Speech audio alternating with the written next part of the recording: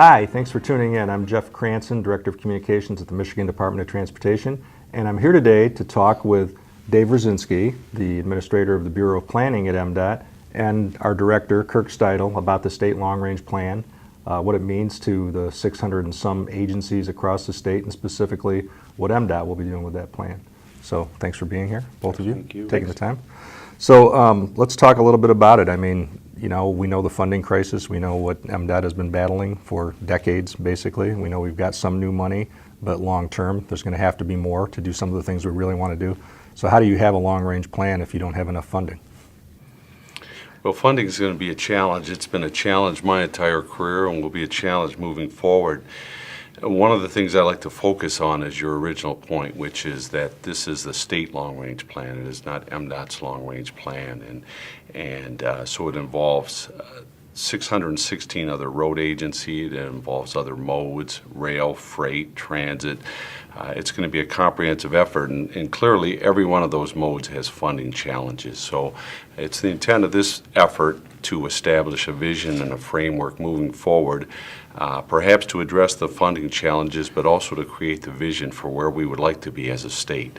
So, Director, you know some commissioners on the State Transportation Commission have actually said before, you know, well, what is our vision, what is our long-term vision, and how frustrating that is to hear, because you'd like to have that vision too, but you have to think of it in practical terms. Yeah, you know, we have to put it into context, as Dave said, with funding realities, but you also have to be looking down the road, right? So you have these challenges, but you still have to have a vision of where you want to get to. Otherwise, you're just going to recreate the same thing over and over and over again. And if you don't have a vision, you're going to end up with the 1970s version with new materials, right? That's about it. What this is really about is to set that vision that says down the road in 2040, 2045, this is what transportation looks like. Here's the impacts to all the other modes. Here's how people and goods move around the state.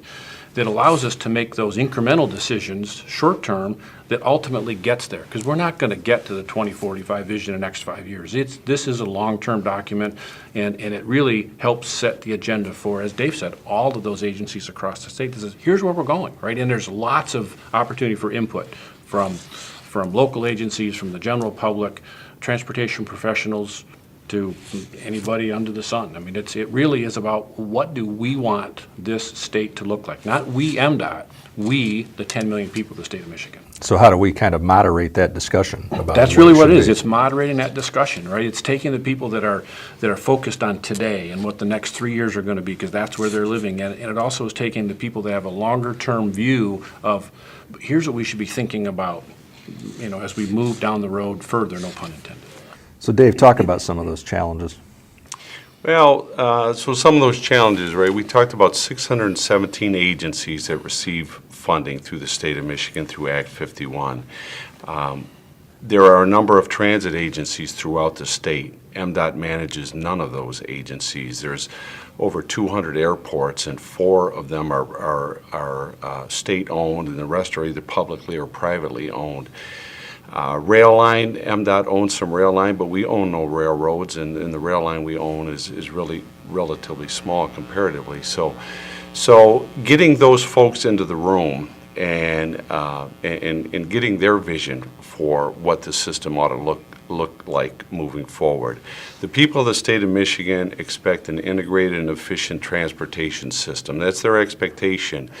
And the State Long Range Plan gives us an opportunity to help create the vision for what that looks like moving forward. They do not want to be bothered by who owns the road or who owns the rail line. They expect that when they want to get to the store, there's going to be a transportation system that gets them there. If they don't own a vehicle, they expect transit will allow them to get there. They expect goods to be at the store through rail and through highway modes, and they expect that that will happen seamlessly. It'll be our job with the State Long Range Plan update to help make sure that happens.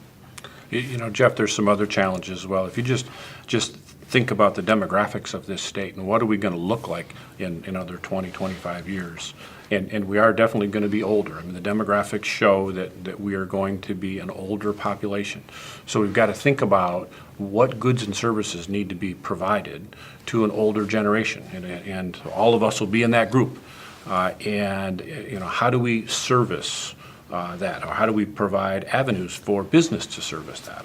How do we allow for people to retire where they want to retire? And at the same time, still promote all of our industries that we have in the state. So whether it's manufacturing or tourism or farming or logging, all of those still have to go on, but we're also going to have an older population. And then on top of that, you're going to have generational differences, right? We're already seeing that in the workplace of multiple generations. That's going to continue. You've got younger generation that wants something a little different out of the transport system than the older generation does. So Dave's challenge and his consultant team is going to be, how do you blend that together? So talk about that engagement process and the consulting team that'll be doing it, because there was a time where you put a legal ad in a newspaper and everybody knew something was coming, or they showed up in a meeting, and now there's no way to ensure that everybody knows, and you start something and they show up and say, nobody told me about this. So, Well, the ultimate plan for how we are going to engage the public has not been created. We're very early in the engagement of the consultant on this. We're going to use some traditional methods, but we're going to also leverage technology. We're going to travel throughout the state. We're going to use social media. We are going to use some new innovative products that are on the market. But engaging the stakeholders in the transportation system is going to be a very, very big effort as part of the state long-range plan. And it'll be ongoing over the course of the next several years as we're developing the plan. You know, Jeff, I think that's really, really significant, because the way we all communicate is so different than even the last time we did the long-range plan. And I think it's going to be so important for our consultant staff and our staff to really think about how do we engage people, because it's about technology, right? And we're using it so differently. You know, to answer one of your questions from before, technology is a huge change, right? So in 2040, 2045, what's the technology? What kind of vehicles are we driving? What are our phones doing by then? If you just go backwards, 10 years ago, smartphones were just being introduced. So now you're going out 25 years. What's going to be here? So there's a ton of challenges, and I think Dave's team is going to be, they're going to be pushed to figure out how to engage in a whole different series of platforms and, social media and things that, frankly, none of us know anything about. well, that's not true. You're a pretty, I'd say, prolific Twitter user, so you know a little something about it. Talk about the time frame, Dave. So we initiated the long-range plan update in the spring of this year, and it'll be done in a two-phase approach. Phase one, which is kind of the process development, will occur through spring of next year. All due respect to the director, we anticipate a new director, and we will have a new governor moving forward. So the policy elements of the state long-range plan will be left to the next administration, and that will occur. Those activities will be initiated shortly after the election. That's an important point. So to wrap this up, what else do you want to say that we haven't talked about? Well, I've been involved in a number of these state long-range plan, either updates or the development of a brand new state long-range plan. And I'm struck by the impact that technology is going to have on how we do the plan and how we prioritize and implement a transportation system, how we reach our stakeholders.